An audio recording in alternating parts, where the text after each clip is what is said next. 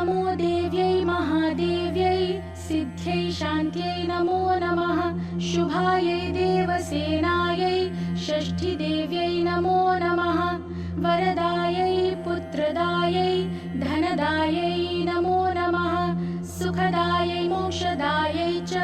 षष्ठीदेव्यै नमो नमः शक्तिषष्ठीस्वरूपायै सिद्धायै च नमो नमः मायायै सिद्धयोगिन्यै षष्ठीदेव्यै नमो नमः परायै पारदायै च षष्ठीदेव्यै नमो नमः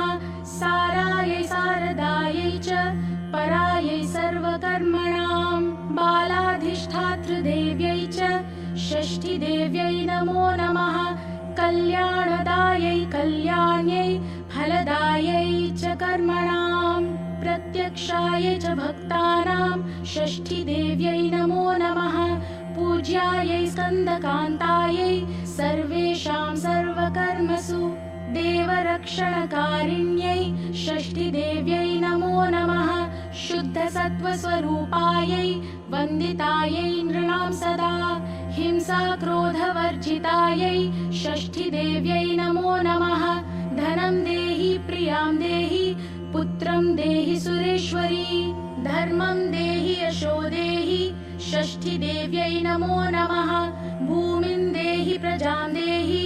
देहि विद्यां सुपूजिते कल्याणं च जयं देहि षष्ठीदेव्यै नमो नमः इति देवीं च संस्तूय लेभे पुत्रं प्रियव्रतः यशस्विनं च राजेन्द्रं षष्ठीदेवी प्रसादतः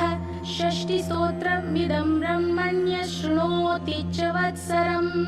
अपुत्रो लभते पुत्रं वरं सुचिरजीविनं वर्षमेकं च या भक्त्या संयत्तेदं शृणोति च सर्वपापाद्विनिर्मुक्ता महावन्ध्या प्रसूयते वीरपुत्रं च गुणिनं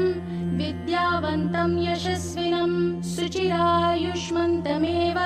षष्ठी मातृप्रसादतः काकवन्ध्या च या नारी मृतापत्या च या भवेत् वर्षं श्रुत्वा लभेत् पुत्रं षष्ठीदेवी प्रसादतः रोगयुक्ते च बाले च पिता माता शृणोति चेत् मासं च मुच्यते बालः षष्ठीदेवी